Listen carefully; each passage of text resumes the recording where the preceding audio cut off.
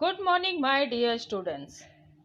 हिंदी सुलभ भारती छठी कक्षा पहली इकाई सुनो और गाओ कविता क्रमांक 2 जिसके कवि हैं केदारनाथ अग्रवाल जी। आपके पाठ्य पुस्तक में पेज क्रमांक 4 पर यह कविता दी गई है। तो सबसे पहले हम देखेंगे कवि का परिचय। बच्चों, केदारनाथ अग्रवाल जी का जन्म 1 अप्रैल 1911 में हुआ और इनकी मृत्यु 22 जून 2000 में हुई थी। इनकी जो प्रमुख रचनाएं हैं वो हम देखेंगे और यह छायावादी युग के प्रगतिशील कवि माने जाते हैं। तो अब हम देखेंगे इनकी प्रमुख रचनाएं। फूल नहीं रंग बोलते हैं, देश देश की कविताएं, पुष्पदीप, अनहारी हरियाली, अपूर्वा, आग का आईना, पंख और पतवार, नींद के बादल, बसंत में प्रसन्न हुई पृथ्वी। बच्चों, क्या आपको पता है हमारे देश में 6 ऋतुएं हैं? आइए अब हम देख लेते हैं उनके नाम। बसंत ऋतु, ग्रीष्म ऋतु, वर्षा ऋतु, शरद ऋतु, हेमंत ऋतु, शीत ऋतु। बच्चों, आप सभी को पता है कि छोटे बच्चे बड़े ही शरारती होते हैं, नटखट और चंचल होते हैं। यहाँ वहाँ भागते हैं, किसी से नहीं डरते और धमाल मस्ती करते हैं। उन्हें किसी की भी फिक्र नहीं होती। वे बड़े ही मनमौजी होते हैं। आपने भी बचपन में ऐसी ही मस्ती और शरारतें की होंगी। अगर आपके घर में छोटे भाई बहन है तो आपको उनकी शरारतें सहनी पड़ती है। तो बच्चों, हमारे कवि केदारनाथ अग्रवाल जी ने बसंती हवा को छोटे बच्चों के समान ही बड़ी नटखट, शरारती और चंचल बताया है। उसे किसी की भी फिक्र नहीं है, वे बड़ी ही निडर है। तो चलिए देखते हैं कि बसंती हवा कैसी है। बच्चों, यहाँ पर ध्यान दीजिए। बसंत ऋतु में ना ही ज़्यादा गर्मी होती है और ना ही ज़्यादा सर्दी होती है, इसलिए इसे सभी ऋतुओं का राजा कहा जाता है। बसंत ऋतु का मौसम बड़ा ही सुहाना और सबका प्रिय मौसम होता है। इस मौसम में बिल्कुल भी नमी नहीं होती है। इस मौसम में सुहानी हवा चलती है। यह ऋतु हमारे शरीर को ताज़ा महसूस करवाती है। अंग्रेजी कैलेंडर के अनुसार ये मार्च और अप्रैल में आती है। इस मौसम के दौरान ही भारत के मुख्य त्यौहार होली का भी आगमन होता है। तो आइए अब हम सबसे पहले कविता का गायन करेंगे और आप सब भी मेरे साथ कविता का गायन करिए। हवा हूँ हवा में बसंती हवा हूँ, सुनो बात मेरी अनोखी हवा हूँ।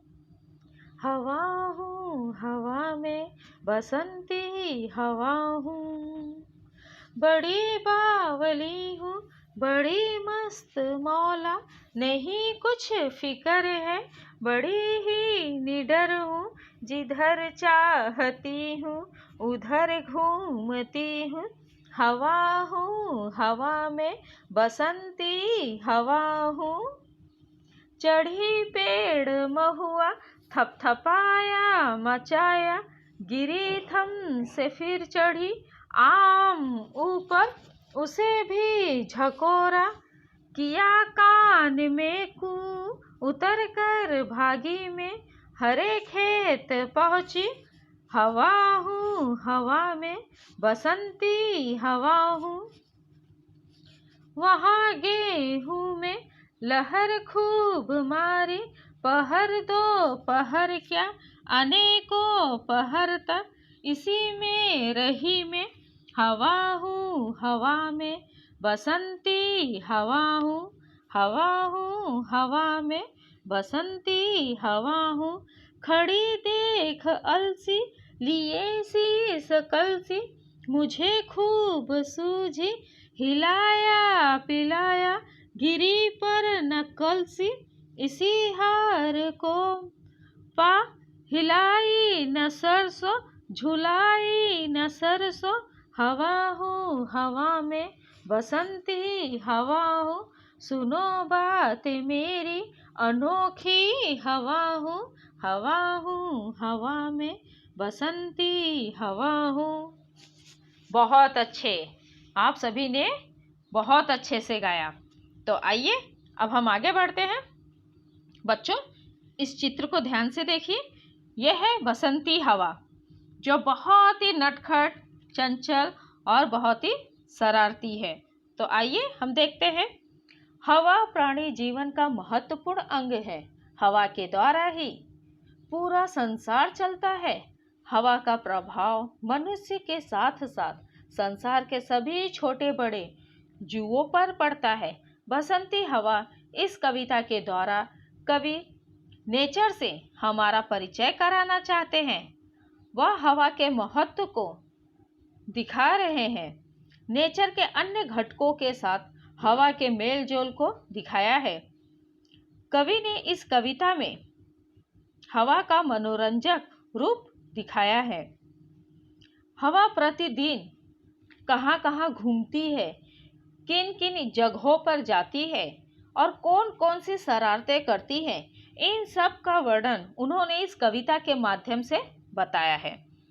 तो आइए इसी के साथ हम आगे बढ़ते हैं। बच्चों, पहली पंक्ति हम पढ़ेंगे। हवा हूँ हवा में बसंती हवा हूँ, सुनो बात मेरी अनोखी हवा हूँ, बड़ी बावली हूँ बड़ी मस्त मौला, नहीं कुछ फिकर है बड़ी ही निडर हूँ, जिधर चाहती हूँ उधर घूमती हूँ, मुसाफिर अजब हूँ हवा में बसंती हवा हूँ। यहाँ पर आए हुए हम सबसे पहले कठिन शब्द देख लेते हैं। बच्चों, अनोखी जिसका अर्थ होता है निराली, बावली जो बहुत ही सीधी साधी होती है उसे बावली शब्द कहा गया है। मस्त मौला जो बहुत ही मनमौजी होते हैं। फिकर जिन्हें किसी भी चीज की चिंता नहीं होती है। निडर निर्भय। मुसाफिर, बच्चों मुसाफिर यात्री राही जो सफर करते हैं उन्हें कहा जाता है, जिसे अंग्रेजी में पैसेंजर कहते हैं। और अजब अनोखी अर्थात विचित्र। अब हम अर्थ देख लेते हैं। हमारे कवि केदारनाथ अग्रवाल जी ने बसंती हवा सभी को अपना परिचय देते हुए कहती है कि वह बसंती हवा स्वयं कह रही है कि वह बड़ी निराली, बहुत ही सीधी साधी और बहुत ही मनमौजी है और बड़ी ही निडर है, क्योंकि उसे किसी के बात की उसे चिंता नहीं है। वह जहाँ चाहे वहाँ घूम सकती है। वह एक अजब मुसाफिर है, अर्थात वो यहाँ से वहाँ, वो जहाँ चाहे वो आ जा सकती है और उसे किसी भी बात की फिक्र नहीं होती है और वह बिना डरे किसी से जहाँ उसकी इच्छा होती है वह आ जा सकती है। आप इस चित्र में देखिए किस तरह से हवा चल रही है और यहाँ की पर आप देख रहे हैं कि किस तरह से खेतों में हवा हमें दिखाई दे रही है कि किस तरह से खेतों में हवा चल रही है। आइए दूसरी पंक्ति हम देखते हैं।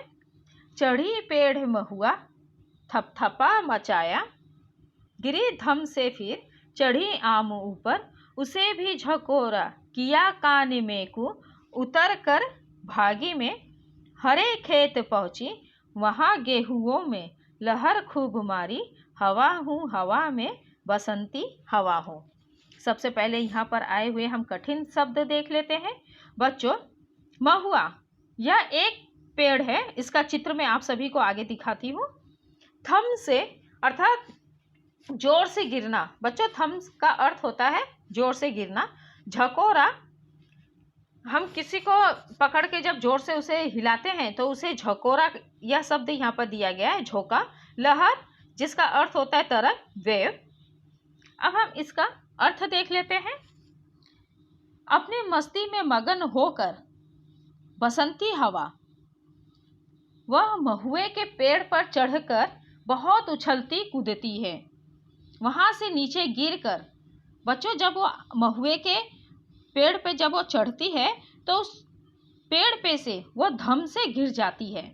जब हम पेड़ पे चढ़ते हैं तो आपने देखा ना, जब हम गिरते हैं तो धम से आवाज़ आती है। तो इसी तरह से जो हमारी बसंती हवा है वह उस महुए के पेड़ पे जब चढ़ती है तो धम से वह नीचे गिर जाती है, और वहाँ से नीचे गिरकर जब वो नीचे गिर जाती है तो वो कहाँ पर जाती है? वह आम के पेड़ पर चढ़ जाती है और उसे अपने झोंकों से, अर्थात वह उस आम के पेड़ को, उस टहनियों को, आपने देखा होगा आम के पेड़ों पे टहनियों पे किस तरह से आम रहते हैं, तो उन्हें बहुत जोरों से वो हिलाती है और उनके कानों में, उस आम के पेड़ के कानों में वो जोर से कू ये शब्द बोलकर और वहाँ से वह भाग जाती है। कौन भाग जाती है बच्चों? हमारी बसंती हवा। वह आम के पेड़ पे जब चढ़ती है तो उनकी टहनियों को, उन आमों को बहुत जोरों से हिलाती है और उनके कानों में जाके जोर से कू कह के वो वहाँ से भाग जाती है। और भाग कर जाने के बाद वो कहाँ पर जाती है? वो गेहूं के जो हरे भरे खेत होते हैं ना, वह वहाँ पर जाकर उन खेतों में, उन गेहूं के खेतों में वह उन्हें भी बहुत जोर जोर से हिलाती है। आइए अब हम आगे बढ़ते हैं। बच्चों, यह जो चित्र दिया गया है यह महुए का झाड़ है, अर्थात पेड़ है। ये पेड़, उसके फूल आप यहाँ पर देख सकते हैं, और यह महुआ खाने में इसका उपयोग किया जाता है। आपने अभी फूल देखे, यह फूल को बाद में, अर्थात जब वो फूल जमीन पे गिरते हैं या इसे तोड़ने के बाद, इसे इस तरह से सुखाने के बाद ये इस तरह से यह दिखता है और इसका उपयोग खाने में किया जाता है। बच्चों, हमारी जो बसंती हवा है, जब वो महुए के पेड़ पे से नीचे गिरती है धम से, तो वह कहाँ पर जाती है? वह आम के पेड़ पर चढ़ जाती है। आप देखिए इस चित्र में आम के पेड़ आपको दिखाई दे रहे हैं, जब और उस आम के पेड़ों की टहनियों को बहुत जोर जोरों से हिलाती है और उसके कान में जोरों से कू करके वो वहाँ से भी भाग कर कहाँ आती है? आप यहाँ पर देखिए, आपको यहाँ पर गेहूं की खेती दिखाई दे रही है। तो गेहूं की जो खेती होती है वो उन्हें भी बहुत जोरों जोरों से वह हिलाती है और वहाँ से भी वो चली जाती है। तो आइए हम देखते हैं फिर वो कहाँ जाती है बसंती हवा। पहर तो पहर क्या, अनेकों पहर तक इसी में रही मैं, खड़ी देख अलसी लिए शीस कलसी, मुझे खूब सूझी हिलाया झुलाया गिरी पर न कलसी, इसी हार को पा हिलाई न सरसों झुलाई न सरसों, हवा हूँ हवा में बसंती हवा हूँ। आइए पहले यहाँ पर आए हुए हम कठिन शब्द देख लेते हैं। बच्चों, पहर, पहर 3 घंटों का समय। अलसी, बच्चों सरसों तिलहन की तरह का रहता है जिसे हम मस्टर्ड कहते हैं। शीस, सिर, हेड, कलसी, गगरी, अ वाटर पॉट, हार, पराजय। हमारी जो बसंती हवा है वह गेहूं के खेतों में से निकलकर फिर वो कहाँ पर आ जाती है? अपनी मस्ती में मगन कई देर तक जब वो गेहूं के खेतों में घूमती फिरती रहती है, तब पास में ही उसे सिर पर दानों की कलसी लिए हुए अलसी का खेत नजर आता है। बच्चों, अलसी, जैसे कि मैंने आप सभी को बताया, इसका चित्र हम आगे देखेंगे। उसे देख बसंती हवा को खूब मस्ती सूझती है। क्या मस्ती सूझती है? वह क्या करती है? वो जो अलसी का पेड़ है उसे भी वो बहुत हिलाती डुलाती है। उसे क्या लगता है कि अलसी के पेड़ के ऊपर जो दाने हैं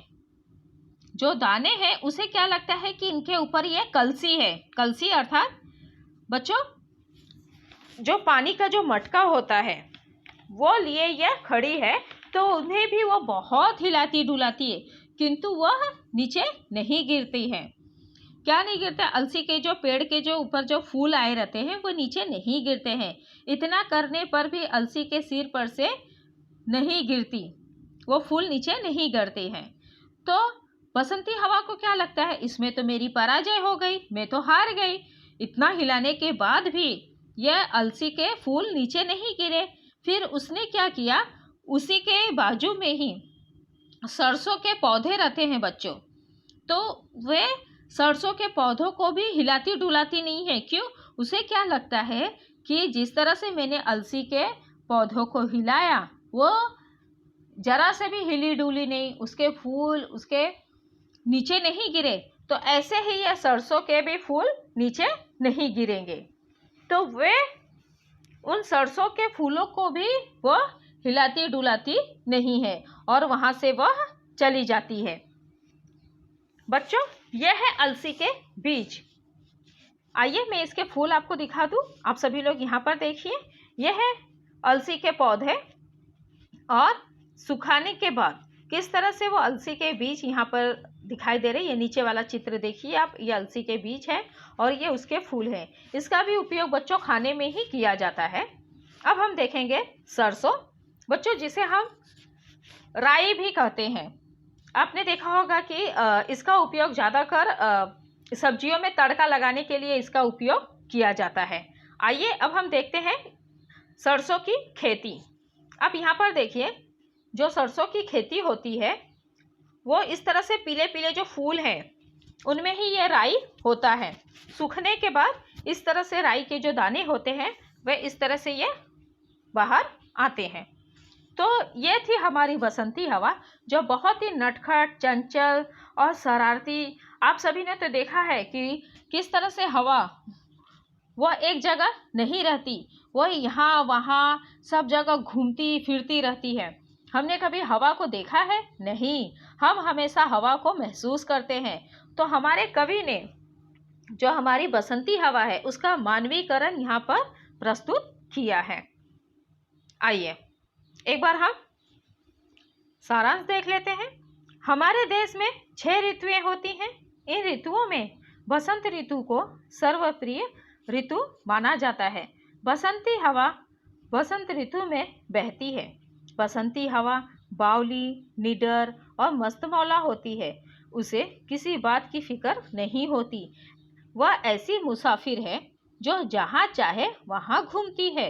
वह घूमते घूमते शहर, गांव, बस्ती, नदी, रेत, निर्जन स्थल, हर एक खेत में चली जाती है।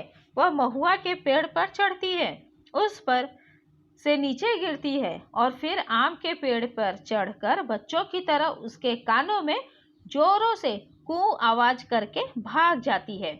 वह गेहूं के खेत में अपनी लहरें देर तक मारती है। अलसी की फसल, जिसकी तुलना कवि ने कलश से की है, उसे हिलाती है, पर अलसी गिरती नहीं, जिससे वह हार मानकर आगे बढ़ जाती है और सरसों को नहीं हिलाती।